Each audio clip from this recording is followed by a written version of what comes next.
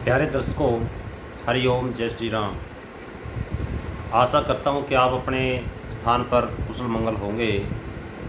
आजकल कोरोना काल चला हुआ है, अपने घर पे रहें, सुरक्षित रहें और आस पड़ोस में भी अपने रिश्तेदारों को भी, अपने बच्चों को भी, सभी को बोलो कि घर पे ही रहें। जो विशेष ज़्यादा ज़रूरी काम हो केवल तब ही घर से बाहर निकलें। दर्शकों, आज मैं एक महत्वपूर्ण विषय लेकर के आपके समक्ष आया हूँ। विषय है कर्ज मुक्ति के उपाय। कल भी मैंने इस पर एक वीडियो बनाई थी। कल एक उपाय विशेष रूप से बताया था। आज पुनः आया हूँ दूसरा उपाय लेकर के। देखो, सबसे पहले तो मैं एक स्पष्ट कर दूँ, मैं एक वैज्ञानिक विचारधारा का एस्ट्रोलॉजर हूँ।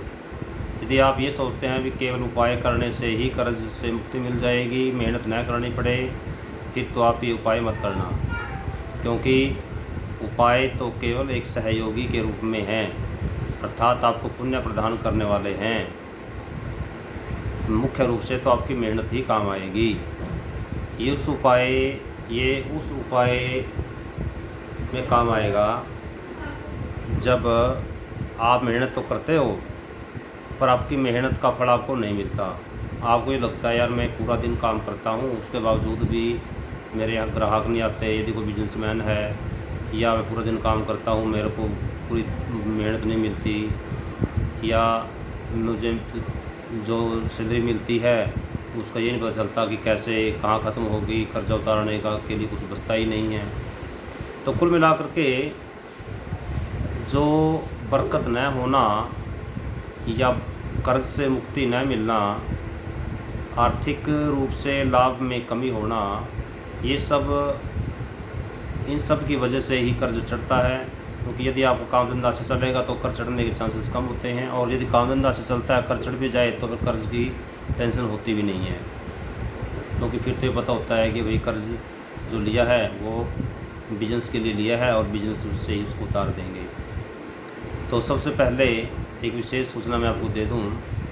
आजकल कोरोना काल चला हुआ है, तो कोरोना काल में घर पे मैं कुंडली नहीं देखता। आजकल मैं व्हाट्सएप के माध्यम से ही कुंडलियाँ देखता हूँ। तो जो दर्शक, जो साथी अपनी कुंडली दिखलवाना चाहते हैं, अपनी डेट ऑफ बर्थ, टाइम और प्लेस और क्वेश्चन लिख करके मेरे पास व्हाट्सएप कर दें। व्हाट्सएप नंबर नोट कर लें, 7027000138, 7027000138। कुंडली देखने के लिए मैंने कोई फ़िक्स नहीं रखी हुई है।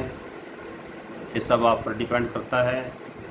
आप मेहनत जितनी महसूस करते हो अपने आपके अकॉर्डिंग होगा सब।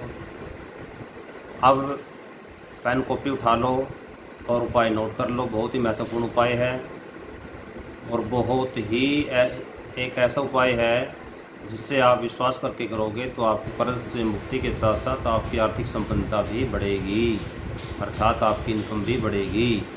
यदि आपकी बिजनेस में आपको लगता है कि भाई किसी ने कुछ करवा दिया है, या आपको लगता है कि भाई किसी की नज़र लग गई है, उसमें भी ये टोटका फ़ायदा करेगा।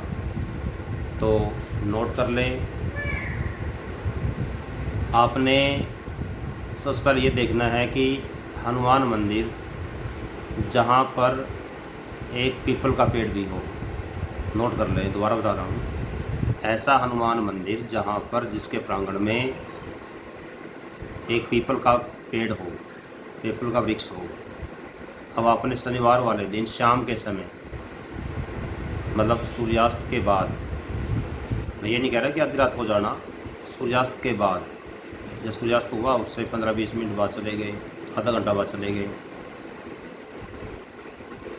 सूर्यास्त के बाद जाना है और आपने एक आटे का चौमुखी दिया बनाना है।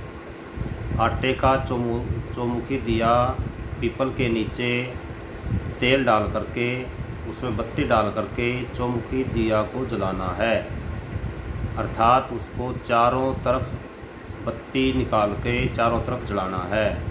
और लगभग उसमें इतना तेल डाल दें कि लगभग 1.25 घंटा दिया जलता रहे। दोबारा बता रहा हूँ, लगभग इतना तेल डाल दें कि लगभग 1.25 घंटा दिया जलता रहे। और वहीं पर पीपल के पेड़ के नीचे बैठे बैठे या खड़े खड़े पवित्र भाव से, आस्था के भाव से हनुमान जी की मूर्ति जिस भी दिशा में है वहाँ दिशा का वहम मत करना। जिस भी दिशा में है हनुमान जी के मंदिर की तरफ खड़े होकर के 11 बार हनुमान चालीसा पढ़नी है। कितनी बार? 11 बार, 11 टाइम्स। और ये आपने उपाय 11-11 हनुमान चालीसा और ये चौमुखी दिया पीपल के नीचे 21 शनिवार लगाना है। कितनी बार? 21 टाइम्स। 21 बार जब पूरे हो जाएंगे आप खुद महसूस करोगे कि आपके बिजनेस में यदि किसी की कोई नज़र लगी हुई थी, यदि बिजनेस में किसी का कोई आपको लगता है किसी ने कुछ करवाया हुआ था, या बिजनेस में ग्राहक कम आ रहे थे, तो आपको खुद महसूस होगा कि आज में और पहले में बहुत फ़र्क है। और इसके बाद जब आपकी आमदनी बढ़ेगी तो आप अपना कर्ज उतारने में सफल हो जाएंगे। ये था आज का पहला टोटका। दूसरा बताने जा रहा हूँ, जब आपको लगता है कि भाई ग्राहक पड़ोसी की दुकान में ज़्यादा आ रहे हैं, मेरे दुकान में ग्राहक कम आ रहे हैं, अर्थात एक जैसी दुकानें बराबर बराबर में हैं, एक पे ग्राहक ज़्यादा एक पे कम, तो कहीं ना कहीं भाग्य का रोल तो है। भाई एक जैसा सामान बेचते हो, बराबर की दुकान में भीड़ लगी पड़ी है और आपकी दुकान खाली है, तो कहीं ना कहीं भाग्य का प्रभाव तो है ही है। तो ऐसे के लिए एक छोटा सा उपाय होता है कि जिसमें ज़्यादा खर्च भी नहीं आना। आपने क्या करना है, पीला रंग का झंडा, रंग पीला रंग का झंडा वीरवार वाले दिन, और शुक्ल पक्ष का वीरवार हो, अपने दुकान के सामने या आपका बिजनेस हाउस के सामने उसको लगा दें।